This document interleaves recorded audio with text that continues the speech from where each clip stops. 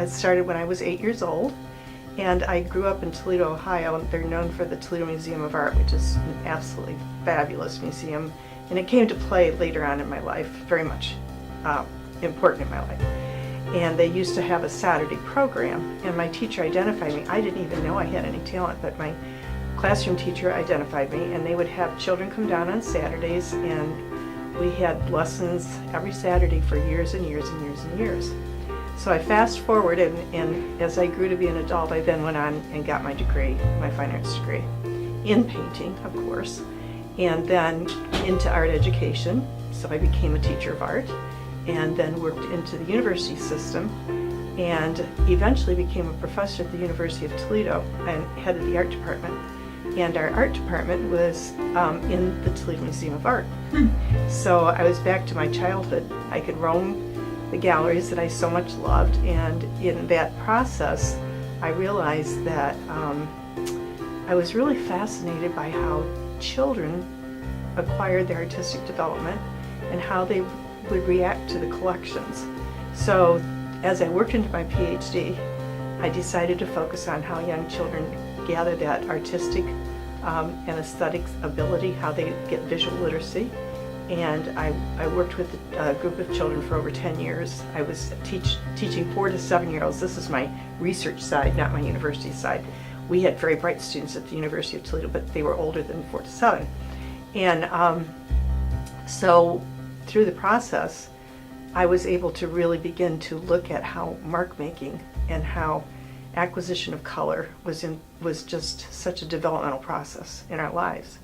And there actually has been a lot of research done in terms of the mark making. You begin scribbling, and during that time, through your scribbling, and you start to develop your wrist and your elbow, you start to develop a visual vocabulary of marks. And they've been able to identify that there are over 20 basic marks that we use. We still use them. I mean, if you do the letter E, that's one of the basic marks that you did when you were 4. And now at your age, you're still making that same mark. And so it's through that process that really got me back into my art world. And it's very recent that I've gotten back into the studio, because through my academic career, I wasn't able to use my artwork for promotion and tenure. I had to publish, publish or perish, it's the old academic line. And so consequently, once I retired, I felt this urge, this has been building in me for years, to get all of that out of me. And what came out of me was very different than the way I painted when I was in college. I realized that all of that influence of the young children, of their mark making, of their coloring, of how they fit patterns together, started to come out in my work. And so just recently I've seen a big shift in what I'm doing, and it's a lot of block building with color and with line and a lot of surfaces that I'm developing. So that's kind of a quick snapshot of how I got from 3rd grade to I'm now out of college, believe it or not. No, but I think we're always learning. We're always, life is a process of learning, and it's interesting how in that learning, everything that came before you starts to come together. And I think the older we get, we start to see all those connections starting to take place.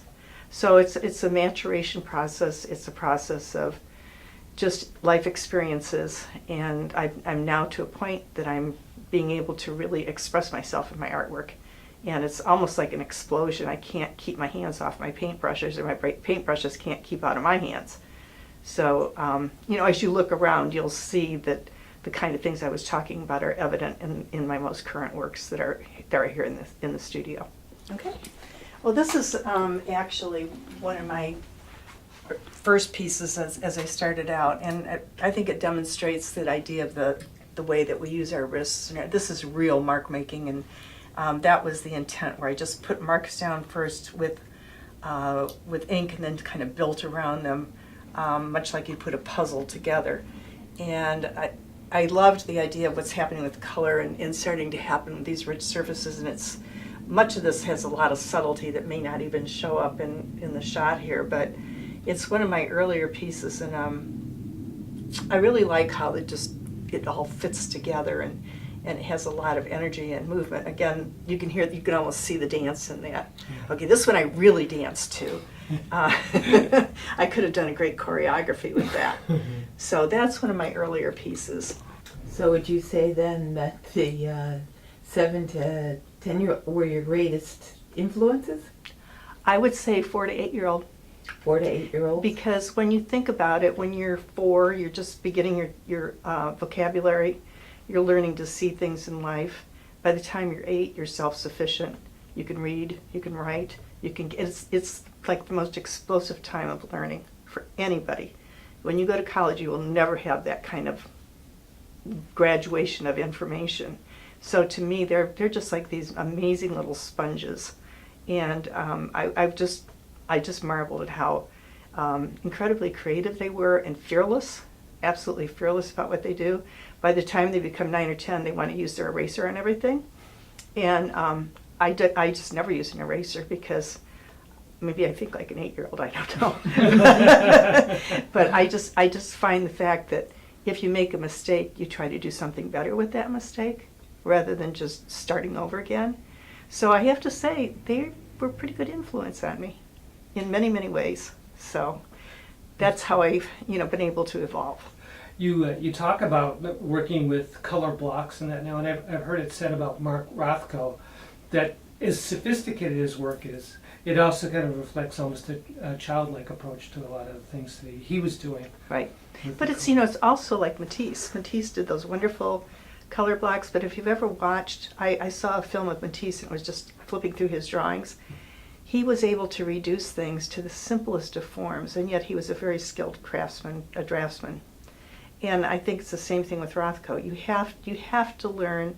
I mean, that's what all the training is about. Like, you can't really start to be a good painter when you're 60 years old. There's a lot of information, a lot of skill, and it's almost like those horrible things I used to have to practice on the piano, the runs and the pages after pages of. To me, it was awful, but those are the building blocks, and you have to. Just like Rothko, I think those kind of building blocks become more sophisticated, but they can also become more simplified because you in your mind understand the constructions, the elements of art, all of those things that we've learned over the ages.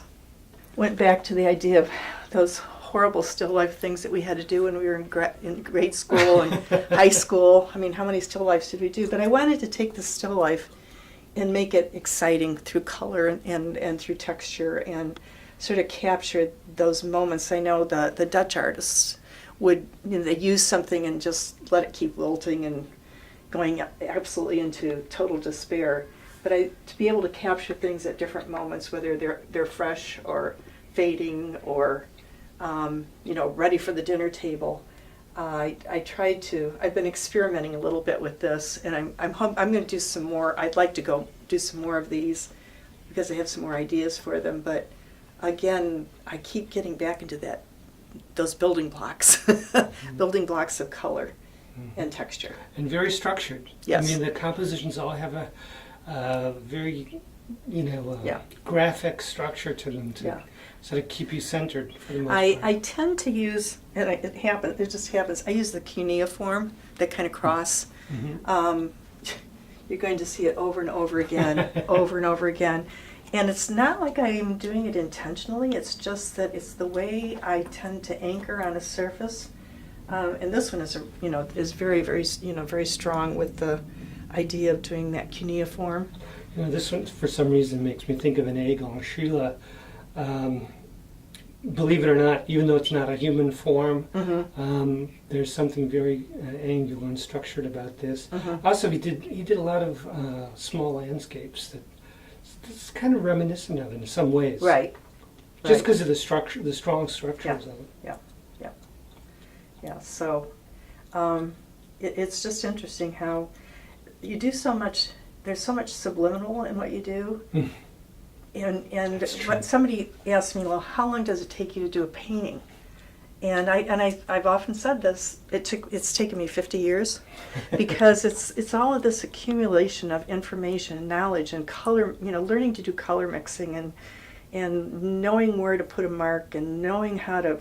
I use collage a lot, and it's not like you're going to know that it's there, but it's put in there. For instance, there's some very subtle areas in here that you won't, if you didn't know it was collage, you'd think I painted that in there. And it's just, to me, it adds that little depth of interest and kind of acts like the glue to pull it together. What are your thoughts about other living artists right now who are more in the sort of color field abstract area? Well, that's interesting. I think there's such a wide, some of it is just, I question. When it just seems to be a happening. It's not, Jackson Pollock was not just a happening. His work was very carefully calculated, even though, if you look at the rich surfaces, I was recently at the Metropolitan Museum of Art last month, and just looking at his paintings there and at MoMA, and you see the kind of level of intricacy versus someone who does a kind of a slash and dash and says, oh, this is my response to something. And that's when you hear people say, well, I could do that. Mm-hmm. But what I really get upset about is when somebody stands in front of someone like Jackson Pollock and says, I can do that. And I'm thinking, no, you can't. Mm-hmm. It's just not possible. Mm-hmm. So I still love artworks that have intent, but I also am very moved. There was a piece at MoMA that just absolutely blew me away last month, and it was a very large, it had a lot of the rich surface background that I love to paint, but it was just simply layers and layers of color. And then there was just a straight line, and the title of it was The Crows That Didn't Fly, and this was an African-American installation, and it was about Jim Crow and the lynchings, but the artist had actually taken his black painting gloves and just had them hanging on the line. And when you step back, now that's something that just absolutely, it was so empowering to take a look at that and see how he's taken a moment and he's envisioned it in this way. And that to me would be that's what I would relate much more to. I like the emotional side, and I like to look at works that really engage you to make you walk into them and travel about.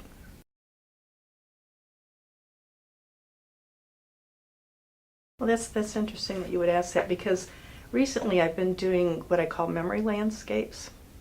And so what you see here, a memory is not a black and white picture or something that is just so crystal clear. It's shards, it's pieces, it's you pick out some of the best things. Sometimes they're not the best things, but a memory is a collection of moments.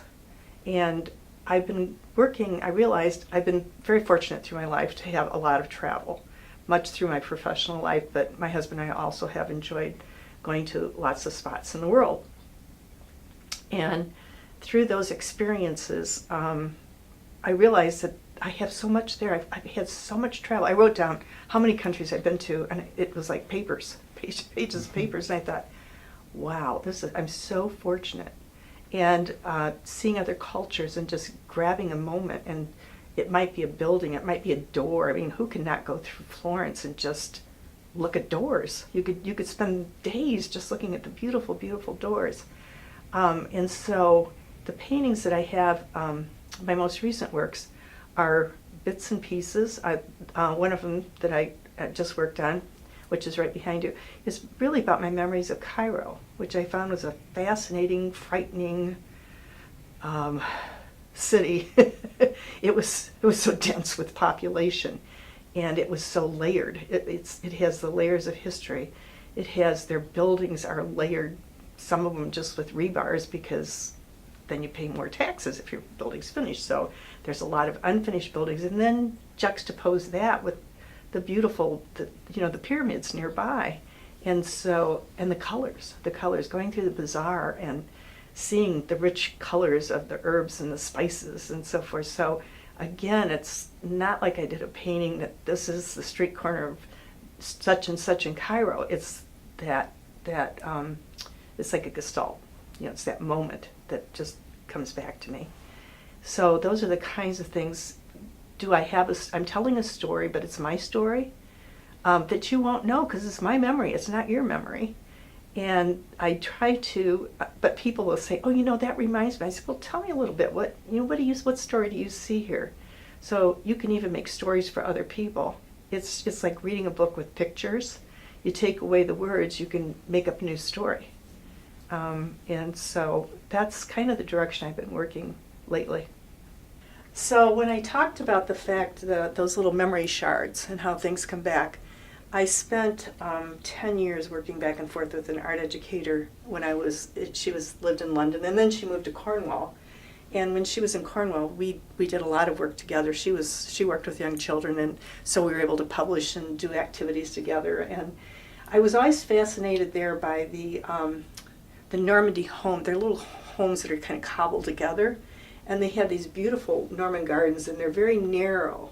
And each one has their own little garden. And this was an area called Bodmin Moor. And so I could sit out in her garden. I could actually see down and see Tintagel, so I kind of imagined King Arthur and I having a little tryst there. But it was, the lights and the color were beautiful. So these really kind of bring me back to those moments where I spent a lot of time up on the moors, and it was always a changing, the light was always changing. Everything was dramatic. And that's the way Cornwall is. It's very, very dramatic. The people are dramatic. They're a little crazy, but it just has a wonderful energy there, and it goes back in time. It's where storytelling started. Jack and the Beanstalk, for instance. We certainly know about King Arthur, but there are these kind of tales, and I was hoping through these pieces to, number one, reflect kind of the architecture and the way things fit together, because it goes, in this part in particular, everything is parceled out in little squares and patches that are a little bit irregular. And there's a saying there that the more you walk, the more you know, because you learn through what you're viewing and what you're seeing, and that's the whole idea of storytelling. These kind of lead to that. And then it's kind of began to change a little bit. Now I'm kind of breaking out of that mold, but again, that fascination with architecture and maybe this was a field of cherry trees. I don't know. And over here, the medieval, again, goes back to my time in England, but those little castle remnants that just appear here and there against a field of flowers, or a field of greens or reds or oranges or yellows. And the moodiness, I think, the one thing I remember about being in the Great Britain is it's just everything's kind of moody. Sometimes everything's real gray. Other times you get a little pop of color. But the weather has so much to do with the way things look and the way people respond and the way people act. And so, just trying to capture those in these paintings.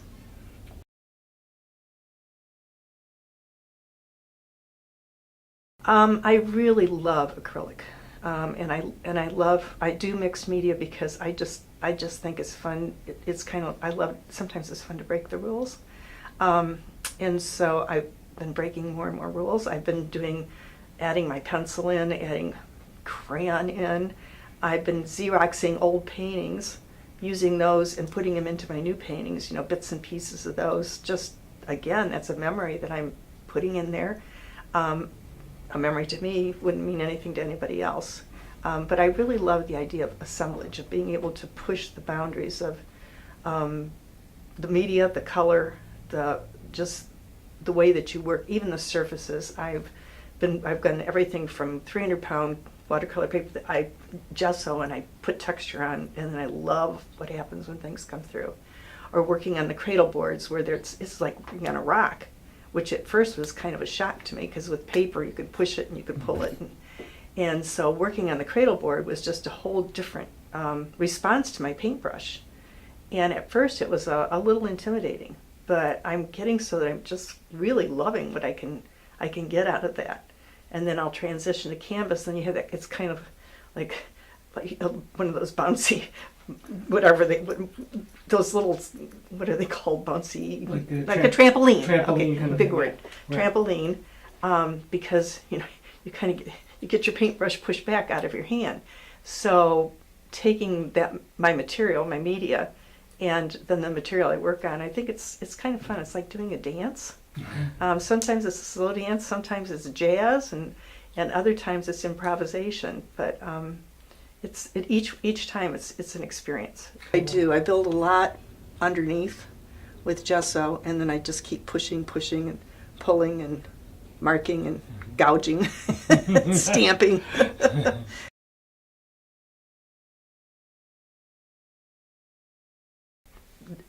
This sounds ridiculous. I've never had a dance lesson in my life, except for horrible ballroom dancing, which I didn't do very well. But dance is part of my process. That's interesting that you'd ask that. If you were in here watching me paint, I'm not standing still.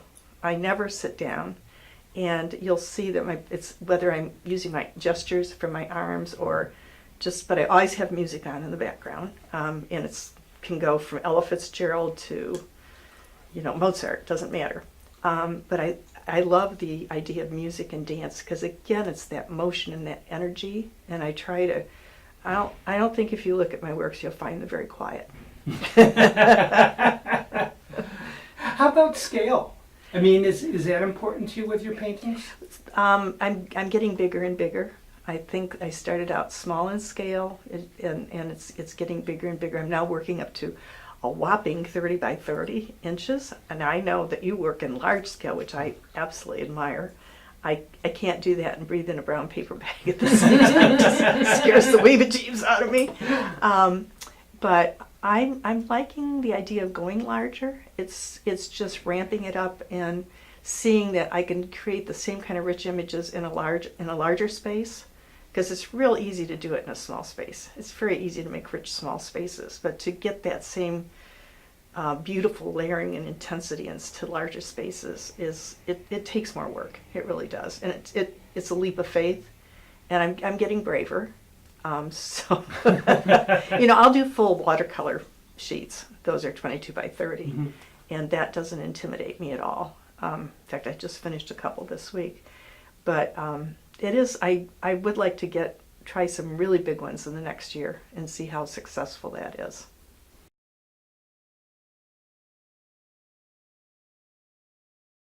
I have to say probably the one person who has been the most influential in my life is the fellow who had been the director of the Toledo Museum of Art, Roger Mandel.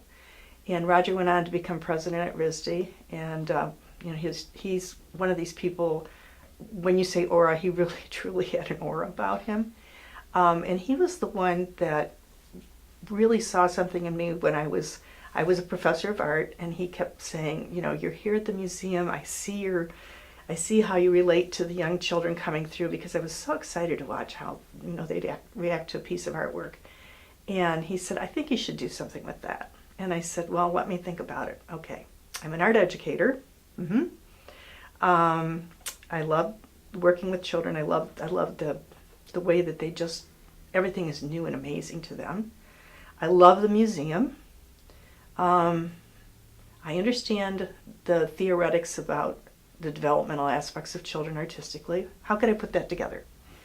So he said, I think you should come up with an idea and propose it to me. So going into the inner sanctum at the museum directors, it was like visiting the king. I said, I have an idea. I said, I think we should have a program here for 4 to 7-year-olds.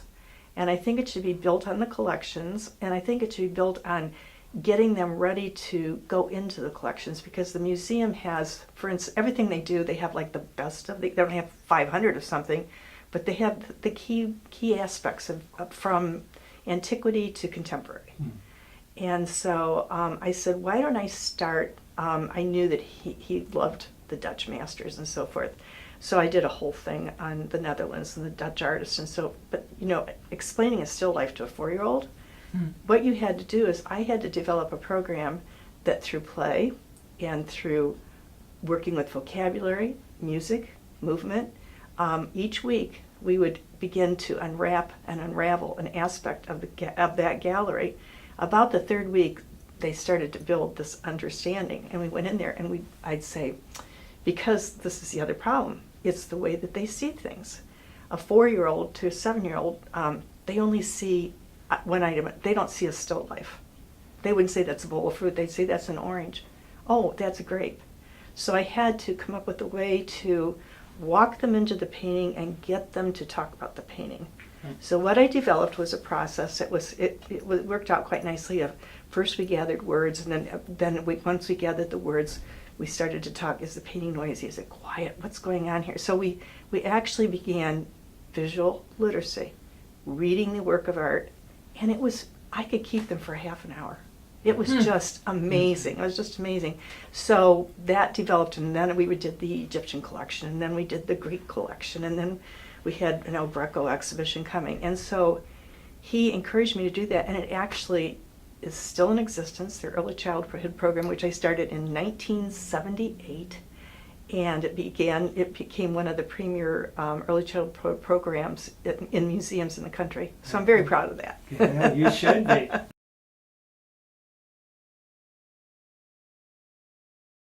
Well, right now, I have to say, I'm really working now not only about painting my artwork, but finding venues to promote it.